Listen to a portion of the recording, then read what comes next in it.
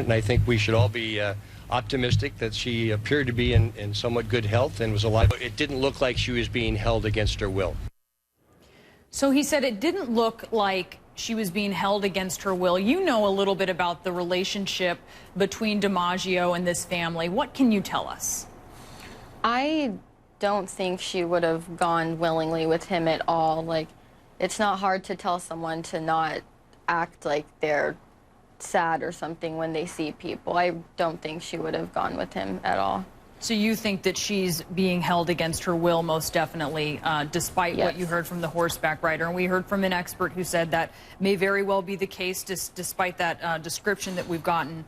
You actually witnessed kind of a strange interaction once between Hannah and DiMaggio. Can you tell us about that, kind of how it made you feel, how it made her feel?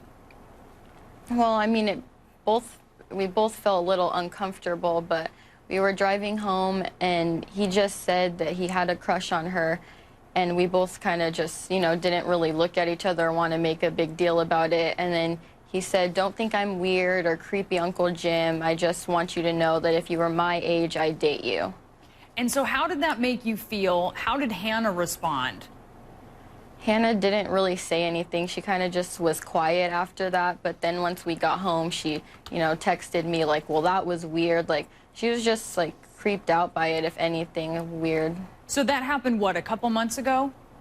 Yeah, on her way back from her gymnastics meet, so a few months ago. So you're coming back from gymnastics with Hannah. He's driving, and I read that then she said that she wanted you with her if she was going to be alone with him. Is that right? Yeah, whenever like he'd take her to a meet or to practice, she'd always want me there because she didn't want to be like alone with him. Did her mom know this? Did she tell you if she told her mom? No, she didn't tell her mom. Why do you think she didn't tell her mom? I think she had told me that because he was helping out with a lot of ride situations and he was a close family friend, like she didn't want to ruin anything between that, and she didn't think anything like of it after that. So maybe you got the sense that maybe she thought it was kind of weird, but maybe it wasn't something to be truly alarmed about? Yeah, I think that's how we both felt.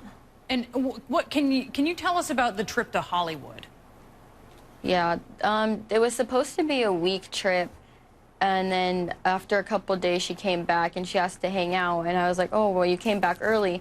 And she said that she was on her phone a lot, posting pictures and like talking to people, and he got upset about that because she wasn't paying attention to him, and so he took her home early.